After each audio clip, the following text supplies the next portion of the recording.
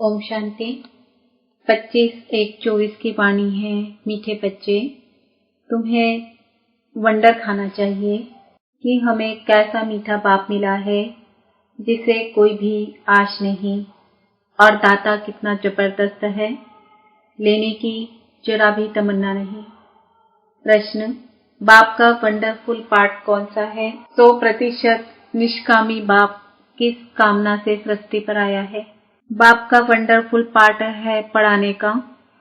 वह सर्विस के लिए ही आते हैं, पालना करते हैं, पुचकार देकर कहते हैं मीठे बच्चे यह करो, ज्ञान सुनाते हैं, लेते कुछ नहीं। 100% निष्कामी बाप को कामना हुई है मैं अपने बच्चों को जाकर रास्ता बताऊं, सृष्टि के आदि मध्य अंत का समाचार सुनाऊं, बच्चे गुणवान बने, बाप की यही कामना है। ओम शांति। मीठे मीठे रूहानी बच्चों को रूहानी बाप ऐसा मिला हुआ है जो कुछ लेता नहीं, कुछ खाता नहीं, कुछ पीता नहीं, तो उनको कोई आश व उम्मीद नहीं है, और मनुष्यों को कोई न कोई आश जरूर होती है। धनवान बने, फलाना बने, उनको कोई आश नहीं, वह अभोक्ता है। तुमने सुना था एक साधु कहता है मैं कुछ खाता पीता नहीं, यह तो जैसे कॉपी करते हैं। सारे विश्व में एक ही बाप है जो कुछ लेता करता नहीं, तो बच्चों को ख्याल करना चाहिए कि हम किसके बच्चे हैं। बाप कैसे आकर इनमें प्रवेश करते हैं। खुद की कोई तमन्ना नहीं, खुद तो गुप्त हैं, उनकी जीवन कहानी को तुम बच्चे ही जानते हो। तुम्हारे में भी थोड़े हैं जो पूरी रीति समझते हैं। दिल में आना चाहिए कि हमको ऐसा बाप मिला है जो न कुछ खाता, न पीता, न लेता, कुछ भी उनको दरकार नहीं। ऐसा तो कोई हो नहीं सकता। एक ही निराकार ऊंचते ऊंच भगवान ही गाया हुआ है, उनको ही सब याद करते हैं। वह तुम्हारा बाप भी अभोक्ता, टीचर भी अभोक्ता, तो सदगुरु भी अभोक्ता। कुछ भी लेते नहीं, लेकर वह क्या करेंगे? यह भी वंडरफुल बाप है। अपने लिए जरा भी आश नहीं। ऐसा कोई मनुष्य होता नहीं। मनुष्य को तो खाना, कपड़ा आदि सब चाहिए। मुझे कुछ नहीं चाहिए। मुझे तो बुलाते हैं कि आकर पतितों को पावन बनाओ। मैं हूँ निराकार, मैं कुछ नहीं लेता। मुझे तो अपना आकार ही नहीं, मैं सिर्फ इसमें प्रवेश करता हूँ। बाकी खाती पीती इनकी आत्मा है, मेरी आत्मा को कुछ भी आश नहीं। हम सर्विस के लिए ही आते हैं। सोच करना होता है कैसा वंडरफुल खेल है।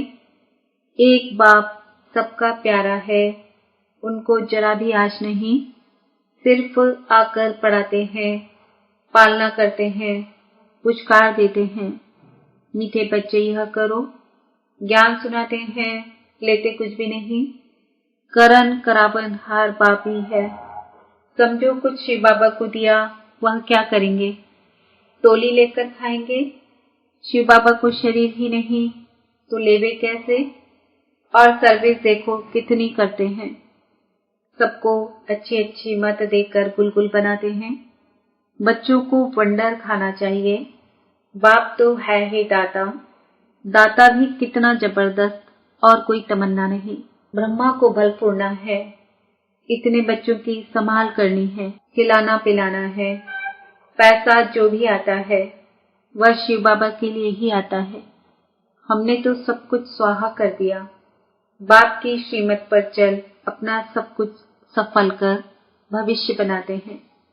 बाप तो 100% निष्कामी है, सिर्फ यही पूर्णा है कि सबको जाकर रास्ता बताऊं, सृष्टि के आदि मध्य अंत का समाचार सुनाऊं, और तो कोई जानते नहीं, तुम बच्चे ही जानते हो।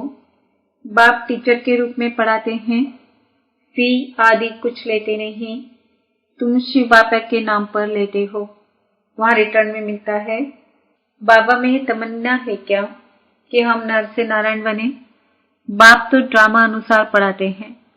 ऐसा नहीं कि उनको आश है कि हम ऊंचते ऊंच तख्त नशीन बने, नहीं। सारा मदार है पढ़ाई पर, दैवी गुणों पर, और फिर औरों को भी पढ़ाना है। बाप देखते हैं ड्रामा अनुसार कल पहले मिसल, इनकी जो एक्ट चलती है साक्षी होकर देखते हैं।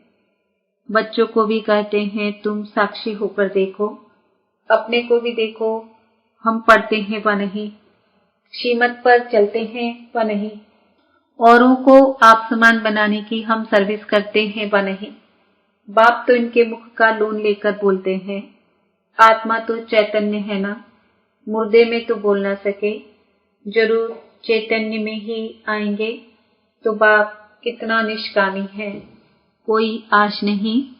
लौकिक बाप तो समझते हैं बच्चे बड़े होंगे फिर मुझे खिलाएंगे, इनकी तो कोई तमन्ना नहीं। जानते हैं मेरा ड्रामा में पार्ट ही ऐसा है, सिर्फ आकर पढ़ाता हूँ, यह भी नून है। मनुष्य ड्रामा को बिल्कुल नहीं जानते। तुम बच्चों को यह निश्चय है बाप ही हमको पढ़ाते हैं। यह ब्रह्मा भी पढ़ते हैं, जरूर यह सबसे अच्छा पढ़ते होंगे। यह भी अच्छा मददगार है शिव बाबा का। हमारे पास तो कुछ धन है नहीं, बच्चे ही धन देते हैं और लेते हैं, 2 मुट्ठी देते हैं और भविष्य में लेते हैं। कोई के पास कुछ है नहीं तो कुछ देते नहीं। बाकी हाँ, अच्छा पढ़ते हैं तो भविष्य में अच्छा पद पाते हैं। यह भी बहुत थोड़े हैं जिनको याद रहता है कि हम नई दुनिया के लिए पढ़ रहे हैं। यह याद रहे तो भी मनमनावा है, परंतु बहुत है जो दुनियावी बातों में समय बर्बाद करते हैं। बाबा क्या पढ़ाते हैं, कैसे पढ़ाते हैं, कितना ऊंच पद पाना है, यह सब कुछ भूल जाते हैं। आपस में ही लड़ते झगड़ते टाइम वेस्ट करते रहते हैं। जो बड़ा इम्तिहान पास करते हैं वह कभी अपना समय वेस्ट नहीं करते। अच्छी तरह पढ़ेंगे, श्रीमत पर चलेंगे। श्रीमत पर तो चलना पड़े ना। बाप कहते हैं तुम तो ना फरमान बरदार हो, श्रीमत देता हूँ, बाप को याद करो तो भूल जाते हो। यह तो कमजोरी कहेंगे। माया एकदम नाक से पकड़कर डस कर सिर पर बैठ जाती है। यह युद्ध का मैदान है ना, अच्छे अच्छे बच्चों पर माया जीत पा लेती है, फिर नाम किसका बदनाम होता है, शिव बाबा का। गायन भी है गुरु का निंदक छोड़ न पाए। ऐसे माया से हराने वाले फिर ठौर कैसे पाएंगे। अपने कल्याण के लिए बुद्धि चलानी चाहिए कि हम कैसे पुरुषार्थ कर बाबा से वर्षा लूं।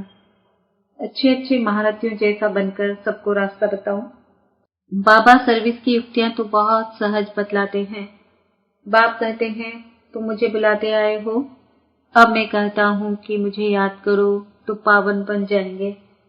पावन दुनिया के चित्र है ना, यह है मुख्य। यहाँ एम ऑब्जेक्ट रखी जाती है, ऐसे नहीं कि डॉक्टरी पढ़नी है तो डॉक्टर को याद करना है, बैरिस्टरी पढ़नी है तो कोई बैरिस्टर को याद करना है। बाप कहते हैं सिर्फ मुझ एक को याद करो, बस मैं तुम्हारी सब मनोकामना पूर्ण करने वाला हूँ। तुम सिर्फ मुझे याद करो, भल माया तुमको कितना भी हैरान करे, फिर भी युद्ध है ना, ऐसे नहीं फट से जीत पा लेंगे। इस समय तक एक ने भी माया पर जीत नहीं पाई है। जीत पाने से फिर जगत जीत होना चाहिए। गाते हैं मैं गुलाम तेरा। यहाँ तो माया को गुलाम बनाना है, वहाँ माया कभी दुख नहीं देगी। आजकल तो दुनिया ही बड़ी गंदी है, एक दो को दुख देते ही रहते हैं। तो कितना मीठा बाबा है जिसको अपने लिए कोई तमन्ना नहीं। ऐसे बाप को याद नहीं करते। वह कोई कहे हम शिव बाबा को मानते हैं, ब्रह्मा बाबा को नहीं, परंतु यह दोनों इकट्ठे हैं। बिगर दलाल सौदा हो ना सके। बाबा का रथ है, इनका नाम ही है भाग्यशाली रथ। यह भी जानते हो सबसे नंबर 1 ऊंचा है यह। क्लास में मॉनिटर का भी मान होता है, रिगार्ड रखते हैं। नंबर 1 सिकिल्दा बच्चा तो यह है ना, वहां भी सब राजाओं को श्री नारायण का रिगार्ड रखना है। यह जब समझे तब रिगार्ड रखने का अक्ल आए। यह जब रिगार्ड रखना सीखो तब वहां भी रखो। नहीं तो बाकी मिलेगा क्या? शिव बाबा को याद भी नहीं कर सकते। बाप कहते हैं याद से ही तुम्हारा बेड़ा पार होता है, बेहद की राजाई देते हैं। ऐसे बाप को कितना याद करना चाहिए, अंदर में कितना लव होना चाहिए। इनका देखो बाप से कितना लव है। लव हो तब तो सोने का बर्तन बने। जिनका बर्तन सोने का होगा उनकी चलन बड़ी फर्स्ट क्लास होगी। ड्रामानुसार राजधानी स्थापन होनी है, उनमें तो सब प्रकार के चाहिए। बाप समझाते हैं बच्चे तुम्हें कभी भी गुस्सा नहीं आना चाहिए, समझाना चाहिए। हम अगर सर्विस नहीं करते तो गोया टाइम वेस्ट करते रहते हैं। शिव बाबा के यज्ञ की कोई सर्विस नहीं करेंगे तो मिलेगा क्या? सर्विसेबल ही ऊंच पद पाएंगे। अपना कल्याण करने के लिए शौक रखना चाहिए, नहीं करते तो पद भ्रष्ट करते। स्टूडेंट अच्छा पढ़ते हैं तो टीचर भी खुश होगा, समझेंगे या हमारा नाम बाला करेंगे। इनके कारण हमको इजाफा मिलेगा। बाप टीचर आदि सब खुश होंगे। अच्छे सपूत बच्चों पर माँ बाप भी कुर्बान जाते हैं। जो बहुत अच्छी सर्विस करते हैं तो बाप भी सुनकर खुश होते हैं। जो बहुतों की सर्विस करते हैं उनका जरूर नामाचार होगा, ऊंच पद भी वही पा सकेंगे। रात दिन उनको सर्विस का ही होना रहता है, खान पान की परवाह नहीं रखते। समझाते समझाते गला घुट जाता है।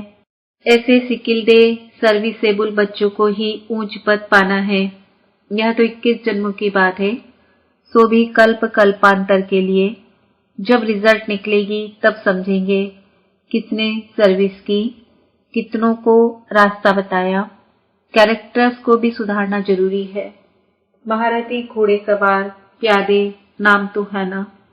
सर्विस नहीं करते तो समझना चाहिए हम प्यादे हैं। ऐसा कोई ना समझे कि हमने धन से मदद की है इसलिए हमारा ऊंच पद होगा, यह बिल्कुल भूल है। सारा मदार सर्विस और पढ़ाई पर है। बाप तो बहुत अच्छी रीति समझाते रहते हैं कि बच्चे पढ़कर ऊंचा पद पाए, कल्प कल्प का अपने को घाटा न डालें। बाबा देखते हैं यह अपने को घाटा डाल रहे हैं, इनको पता नहीं पड़ता, इसमें ही खुश हो जाते हैं कि हमने पैसे दिए हैं इसलिए माला के नजदीक आएंगे।